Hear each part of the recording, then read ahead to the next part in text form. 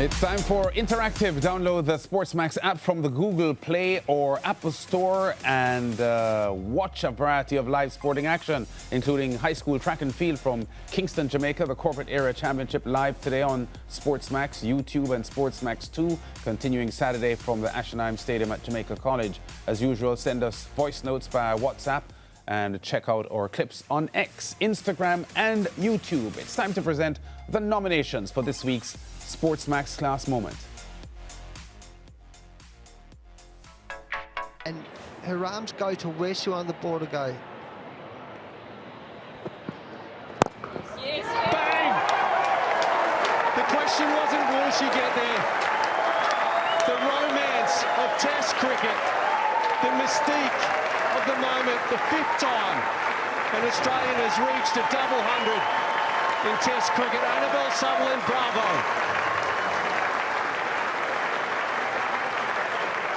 We have seen the master at work, the youngster Annabelle Sutherland brings up her maiden double hundred for Australia. And there we go again. And this time Vinicius goes for goal!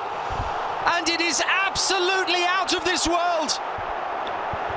5 minutes on the clock, and Vinicius conjures something very special.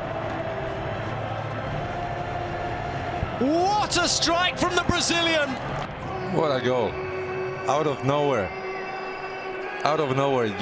You have to have these type of players for winning titles. And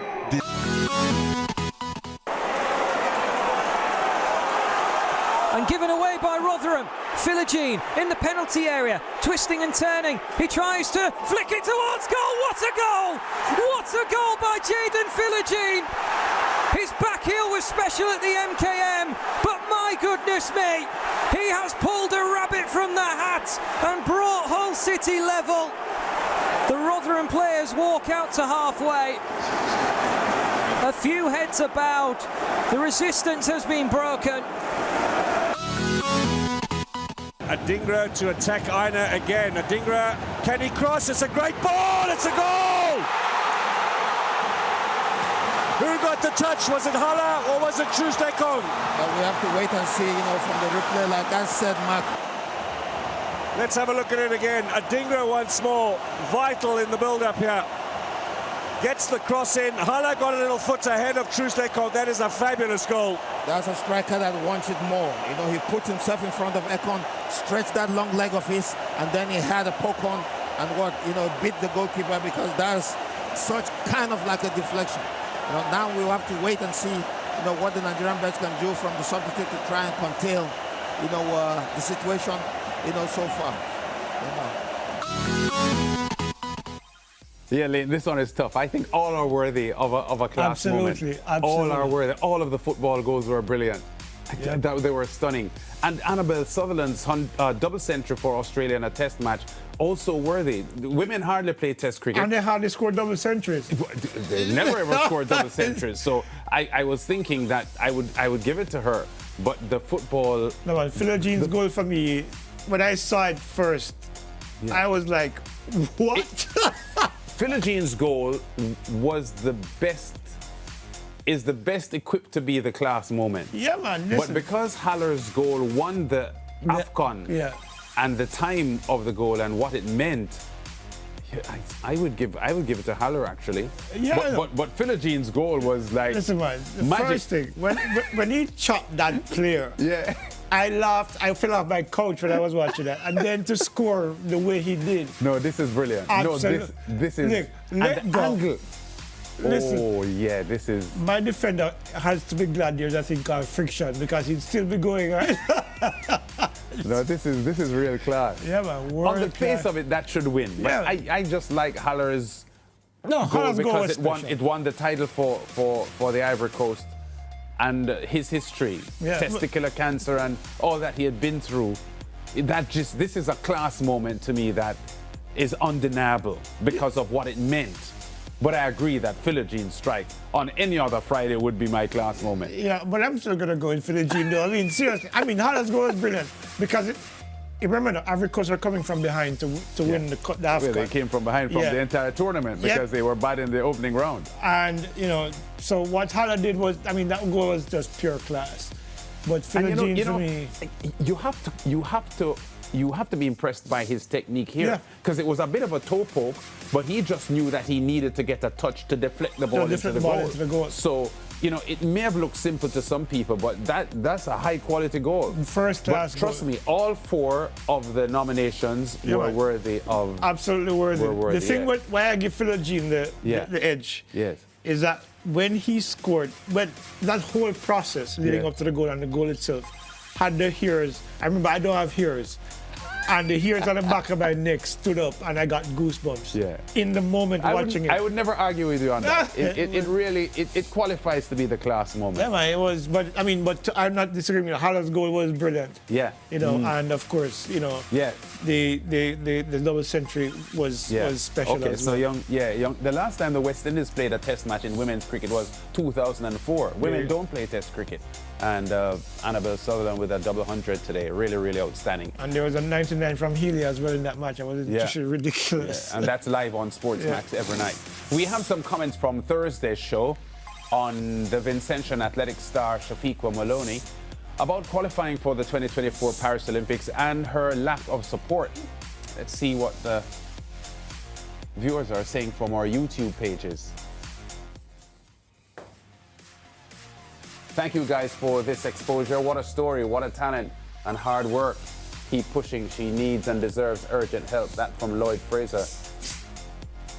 Kamal says, this young lady has been working hard. St. Vincent do not care about sports, straight up. Wow.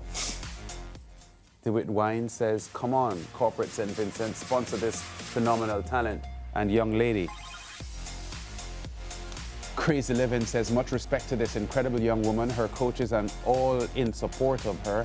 Shame on our government and local business people who continue to ignore their social responsibilities when it comes to athletes and others who represent our country. I hope another country adopts and treats her better. North 42 LA says, as tough as it is, I'm happy for her success. She was consistent in college and doing well against the odds. And Charlon says, congratulations to Shafiqua Maloney. I pray that her situation will be alleviated. We'll see how we, Vincentians, can band together to help her. Yeah, 158 plus at the Tyson Invitation on the weekend. When I saw it, I thought she was outstanding. And the story itself was shocking to me. That you would have such an outstanding athlete through her collegiate career, because we cover her on SportsMax.tv on the website. So we know what she's been doing over the past few years. And to hear that she hasn't gotten any, or not getting any support from her government is embarrassing. And we've had the discussion on the zone before, where I've said it, and I say it without apology. A lot of Caribbean countries don't take the business of sports seriously. And this is just yet another example, because this young lady can be a shining light. She can be a face for St. Vincent's track and field. She's been consistently good. And if you look at it, how many Caribbean women, other than maybe Natoya Gould and or other 800 meter run from the UK, have gone under 150, under 2 minutes for the 800. She's a standout, and you know, the fact that she struggles to get support, for me, is embarrassing. Yeah, it was a pretty moving interview we had with her yesterday. She mentioned she hasn't paid her coach for about 2 years because she just can't afford to pay her coach. I think we may have a chat with him, because he's a kind soul. To be coaching an athlete and not getting paid. Those things don't really fly. Look, man, we have to do better in the Caribbean. Look, we have a grand opportunity to use sport as a vehicle to generate not just visibility, but to generate revenue for our respective countries. Because if this young lady lands a major contract, she's going to build her home in St. Vincent. She's going to bring money home and, you know, help her family or whatever it is. That money comes back into St. Vincent. Why is that we are unable to see it? I don't know. I still struggle to understand why Caribbean leaders are so far behind the rest of the world in terms of understanding just how viable sport as a business can be. Well, we're going to track this story, really, because we did get some reaction to the story, and there was some suggestion that some help had been offered to her, and for whatever reason, you know, things didn't pan out. And I know that the Prime Minister of St. Vincent and the Grenadines, Mr. Ralph Gonsalves, is a sport-minded person. And I'm sure that if he saw that interview with Shafiqo Maloney yesterday, he would have been disturbed by what was presented. So it is a story that we're going to track in the coming week to get some more introspective, the views coming from St. Vincent itself. Because I think they have questions to answer, given what Malone said on the SportsMax Zone Absolutely. yesterday. And I mean, it's not like St. Vincent is producing 100 athletes that do this kind of work every year. It's a few. Ricardo was making that point yesterday. Yeah, so when they do pop up, when they do rise to the top, I think every effort should be made to keep them there, because if she can do this without the support, because if she's not able to pay her coach, means that she's probably unable to get proper nutrition, she's probably unable to get proper physiotherapy to recover from training. Imagine if she was able to have the resources to be able to do that. That 158 could be 157, 156, and she'd be on podium in global meets or regional meets, which, And this disappointing based on what she told us yesterday, that she's not likely to go to the World Indoors in Glasgow at the beginning of March because of some visa issues. There you go. And she's unable to leave. Okay, before we wrap the show today, the ongoing West Indies CWI Regional 4-Day Championship, 3 teams registering wins on day 3. We spoke when we were previewing that a lot of these games don't last 4 days. Doesn't say much for the batting. Both matches in Jamaica were completed, while the one in St. Kitts and Nevis, one of the matches in St. Kitts and Nevis is finished. Let's have a quick look at the scores from the round. Yeah, so the Windward Islands defeating Barbados handsomely, the Volcanoes, by 9 wickets. Barbados 214 and 126 all out. Shamar Springer, the Barbadian pacer, with 4 for 44 ran. John picked up 3 wickets there as well. And the Volcanoes 325 and 18 for 1. So the Volcanoes back-to-back wins in Jamaica and looking pretty strong under the St. Lucian captain Kimani Melios.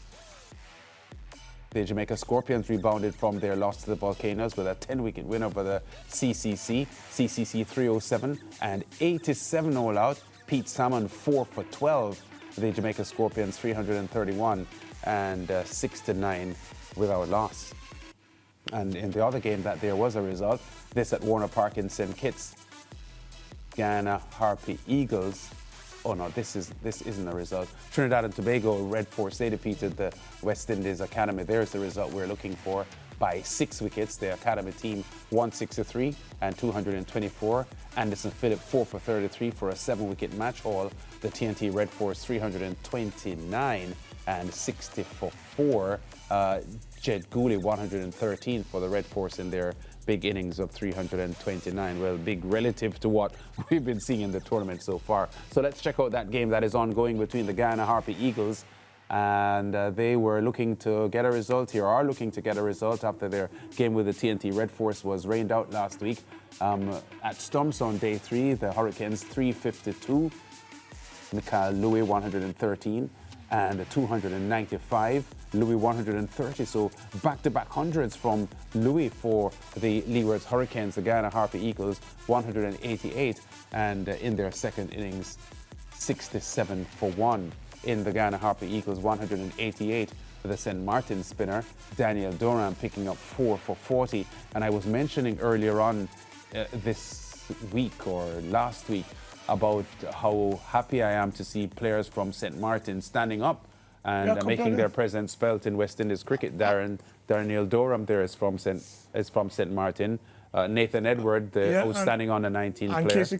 And Casey Carty. So St. Martin making their presence felt, not only in Leewards cricket, but also, coming up on West Indies performances. One of the key things, I mean, having lived on St. Martin, what I noticed is that cricket is a big sport there. I mean, baseball and, as I said, there's not a strong sports culture there, but cricket has a very strong following, primarily because they have a strong Trinidad, Guyanese, and Jamaican population. They're working, maybe mainly immigrants working there. Right.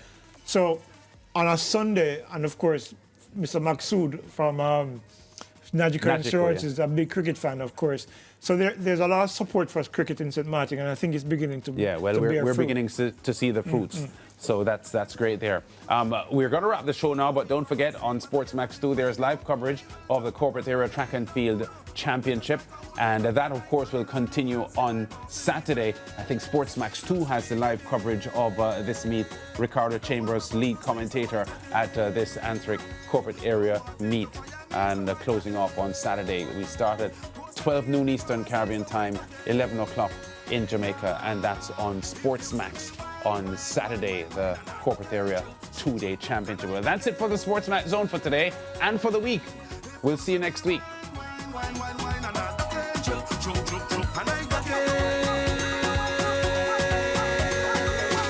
You see, my girlfriend don't trust me. She friends just accuse me.